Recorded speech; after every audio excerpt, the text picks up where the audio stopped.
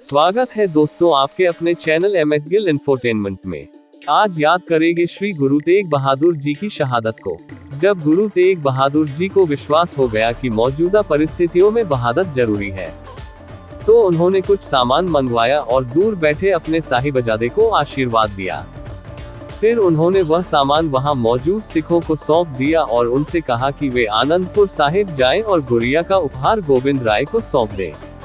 गुरु साहिब के अनुसार भाई जैता और भाई उदा जी आनंदपुर साहिब पहुंचे और संगत की उपस्थिति में गोविंद राय जी को वे चीजें भेंट की। अब वे सिखों के गुरु थे। गुरु तेग बहादुर साहब की शहादत 1675 में इस्लाम स्वीकार करने से इनकार करने पर गुरु तेग बहादुर साहब की हत्या कर दी गई। नवंबर माह में दिल्ली के चांदनी चौक पर वह शहीद हो गए थे।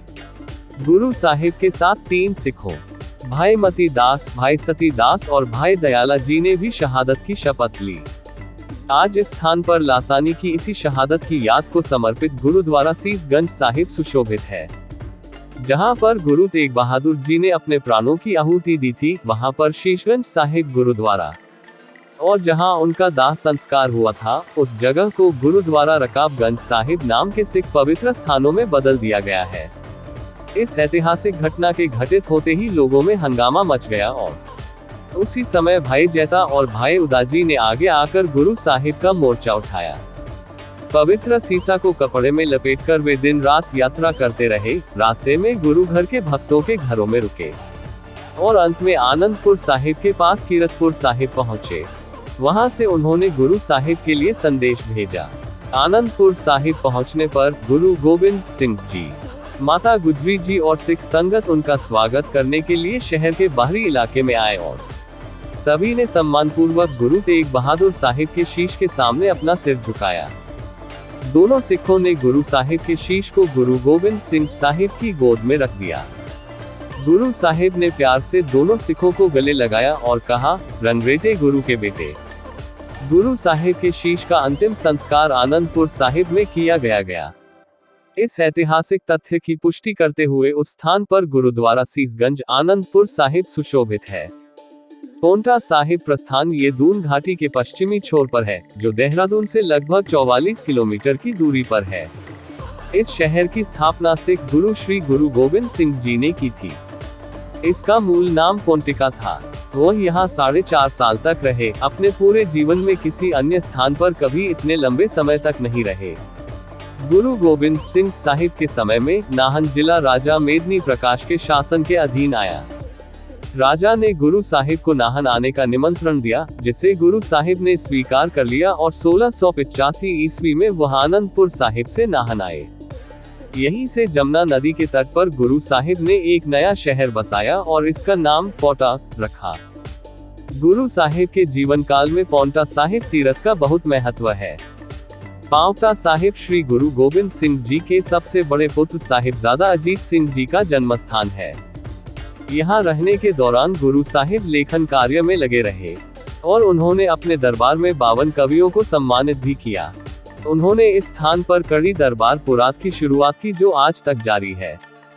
यहीं पर गुरु साहिब ने पगड़ी सजाओ प्रतियोगिताओं का आयोजन किया था, जिसमें सबसे सुंदर पगड़ी सजाने वाले को भरपूर इनाम दिया जाता था। गुरु साहिब ने राजा मेदनी प्रकाश की उपस्थिति में यहाँ एक नरभक्षी शेर का शिकार भी किया था। भंगानी का युद्ध आनंदपुर बिलासपुर के राजा भीमचंद के क्षेत्र में आता था, जो मुगल शासकों के करीब रहना चाहते थे। उसने अपनी योजनाओं को पूरा करने के लिए बैधर के पहाड़ी राजाओं के साथ गठबंधन किया और 10वें राजा के खिलाफ युद्ध छेड़ दिया। गुरु साहिब के पास उस समय 500 पठान सैनिकों की सेना थी। जब उन्हें पता चला कि गुरु साहिब के खिलाफ युद्ध छेड़ा जा रहा है, तो उनमें से लगभग 400 पठानों ने गुरु साहिब को छोड़ दिया और बैधर के राजाओं के साथ मिल गए। गुरु साहिब के साथ उस समय पीर बुधू शाह द्वारा रखे गए 500 ऐसे लोग थे, जिन्होंने गुरु साहिब के एक इशारे पर अपनी जान जोखिम में डालने की कसम खाई थी। जरूरत के उस समय मामा कृपाल चंद को छोड़कर बाकी सभी लोग एक ही रात में वहां से गुरु साहिब के पास चले गए। अब पोंटा साहिब में केवल सिख संगत ही बची थी।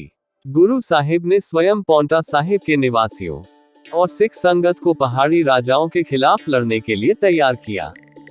पहाड़ी राजाओं के आक्रमण को रोकने के लिए पांवटा साहिब से लगभग 12 किलोमीटर दूर भंगानी मैदान को चुना गया। इस स्थान को कई कारणों से उपयुक्त माना गया। पहाड़ी पर एक बिंदु पर अवरुद्ध होने के बाद दुश्मन को नदी पार होने तक लड़ना पड़ा। इस प्रकार आम लोग युद्ध में अनुभवी सैनिकों को आसानी से हरा सकते थे, लेकिन ये केवल इसलिए संभव हो सका क्योंकि उनकी कमान बहुत ऊंचे स्तर के हाथों में थी। ये गुरु साहिब का पहला युद्ध था जो उन्होंने 1659 में लड़ा था। भंगानी के मैदान में पहाड़ी राजाओं से युद्ध किया और विजय प्राप्त की। उसके बाद गुरु साहिब उसी वर्ष आनंदपुर साहिब लौट आए। सिख इतिहास के रोचक तथ्य और जानकारी जानने के लिए बने रहे हमारे साथ। अपना कीमती समय निकाल के हमें सुनने के लिए बहुत शुक्रिया।